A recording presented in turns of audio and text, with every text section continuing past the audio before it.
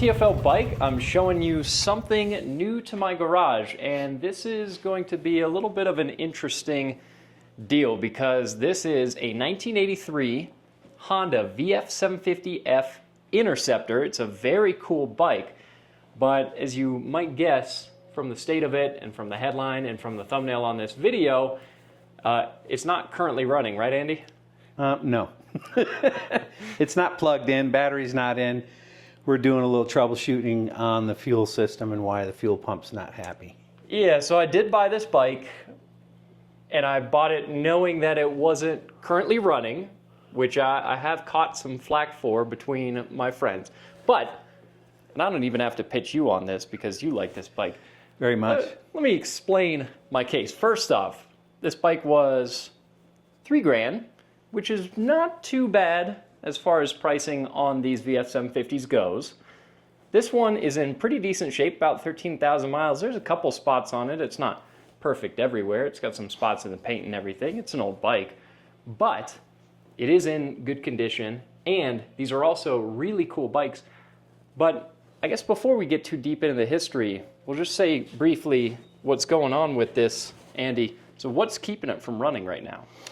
No fuel. So the fuel pump starting relay is not functioning and it does not have power to it. So that's where I'm going to. I tested the fuel pump's working. It's a pressure fuel pump that's in there, so it shuts off when it loads the carbs. Runs, it starts, it idles, it does what it's supposed to, but I'd really like to find out why that starting relay, or excuse me, fuel pump relay is not getting any power. Yeah, and I did actually hear it run a little bit before I decided to pull the trigger on it, and figured with the condition of this bike in general that it was going to be something fairly minor. Really, this is kind of the worst thing, is this dent in the tank, but when the seat's on, it pretty much covers that whole thing. I also absolutely love, Andy, this fuel shutoff here on the side of the tank. How cool is that? That's very classic, for sure. And what's really neat about this is you can still get full rebuild kits for this. They do go bad. It's fully got rubber seals in it and all, but that one feels pretty good, nice and tight. Yeah, so this is when it's going back together very soon. This is going to be a really cool motorcycle, partly because of this 750 V4 engine, and we'll talk a little bit about the history on this bike. I also want to mention real quick, a quick thanks to our buddy Scott over at Rider Justice, who's worked with both of us, and he even built a CT70 that we auctioned off as a charity bike with those guys. That's a great guy. They've been sponsoring our channel basically since day one, so if you ever have any need for legal representation either with your motorcycle or with your car, make sure you call Scott first, because those guys are awesome. But let's talk a little bit about the history of these bikes, because it's kind of cool. And I guess part of the reason I should mention that I bought this motorcycle is because of what we have around the corner here. So I still have my first bike ever, which is a CB750 that Andy and I are doing an engine rebuild on right now.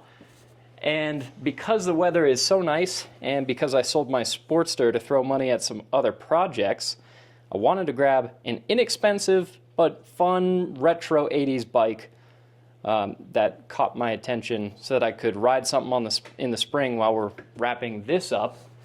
So that's how I came to this bike. And funny enough, this bike, its origin has a little bit to do with the CB750, because that single overhead cam CB750 was a hugely popular bike. I mean, when that came out, that really put Honda on top, didn't it? Yes, especially when they twin cammed the thing down the road. Then it became the first form of superbike racing that Honda, Kawasaki, Suzuki, and Yamaha were all running inline fours back in the day.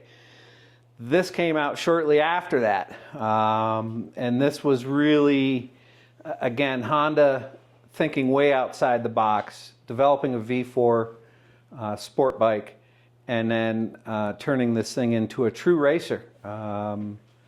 This won, I think, 1 or 2 championships, AMA national championships.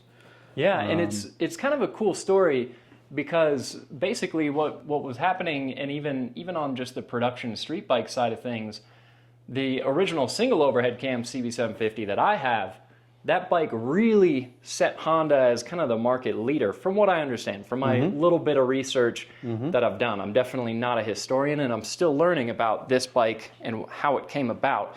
But as I understand it, a lot of the other manufacturers like Kawasaki and Yamaha, they had kind of caught up and then surpassed Honda as far as the CB750 goes, and Honda was starting to lose some of its market share, so they wanted to come out with a couple bikes to put them back on top.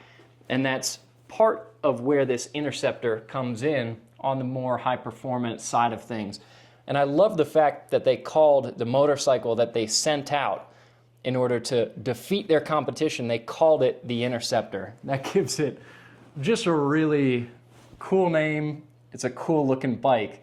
And to your point, yeah, these were huge in racing, and especially the bikes that followed, one of which, and we actually have a picture here, the bike that immediately followed this is one that you had for years. Yeah, that's my VFR 750. I raced that for 4 years here in the MRA. And then after that, after having my daughter, racing really wasn't so much a big deal. But I still continued for 11 years after that, getting track time, going out for track days. That bike has always been built for the track. I never really rode it on the street. I did sell it back as a street bike, put it all back together, but that was a stock class that I ran at that time. And really, even for my own opinion on what Case is doing here, this bike that he's picked up, for me, this is really a time in motorcycling where competition wasn't just in people riding and their favorite brands and everything else like that. There was a horsepower war between the manufacturers back in that day. So Honda did step in that power performance thing with the CB750. Kawasaki had to step in and make a 900, and just here goes the power wars. So like I said, by the end of the 70s, early 80s, Honda with their CB750 twin cam was a very cool bike. It was a standard bike, but set up well as a sport bike to race. Yeah. And the competition back then between the brands was huge. And it was a lot of fun back in the day because everybody's, oh, well, I got the fastest bike now. And it's like, well, wait till next year. So we'll see how this all goes for Case. This is a fun project. Love helping him with this. It's something I know pretty well. Well, part of what makes it cool for me is the fact that this is an earlier version of one of your favorite motorcycles that you've owned. And a lot of differences, aside from the name, aside from the bodywork, a lot of differences mechanically with this bike to yours, but also a fair number of similarities. And then, of course, there was also very different from your VFR, but there was the RC30 that came later on, which is a RC45, hugely iconic race bike. RC51, which was then a V-twin instead of a V4. But again, that's what was really fun about that time in motorcycling. There was always the one-upmanship, the manufacturers stepping in and going, yeah, that's a cool bike, but wait till next year. So this is always the VFR 750 that I raced was from this design, this development here that continues to grow the brand, to keep things on the way up, to keep those customers buying the bikes. And back then they did. They sold a lot of these motorcycles. Now, was this an ideal, a perfect financial decision to pay $3,000 for a bike that's not currently running? No, I mean, I could have gotten a bike that is running for less money, probably even one of these if I held out. Also, it probably would have made sense for me to get a bike that is running so that I can ride it while we're working on the bike that isn't running. No, this is a good plan. I mean, but this is something this one's cool. It is, but for Case too, it's also a situation that he's buying some time for his other project.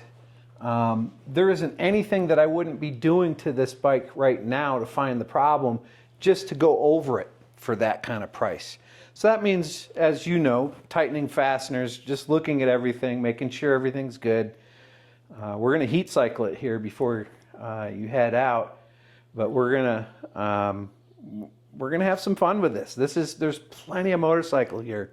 For the money, I think you got a good value. I'm going to make this thing real happy for you. In either way, at the end of the day, I wanted this bike more than I wanted that $3,000. It's a motorcycle that I'm excited about. It was accessible here in Colorado, about an hour away from my house, and it's a motorcycle that I like enough that there's a solid chance I'm actually going to keep it for a while. And we make these things, these videos on our personal bikes, just to show you guys kind of what we've got going on behind the scenes. This is not at all a company thing. This is not a tax write-off for us. This is not something that we're being paid to do. This is really a motorcycle that I'm buying with my own money and that we're going to put, our own personal time into. But yeah, one that very soon is going to be on the road here. We'll make a video way more in-depth.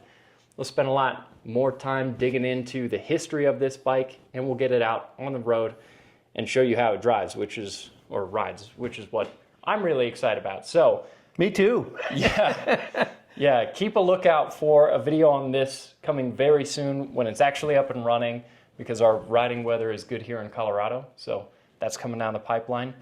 Thanks everyone who watched and took the interest in seeing what we've got going on behind the scenes here. Thanks to Andy for being willing to help me track down what's the wiring gremlin that's keeping our fuel pump from kicking on. And that's all for this video. So we'll see you in the next.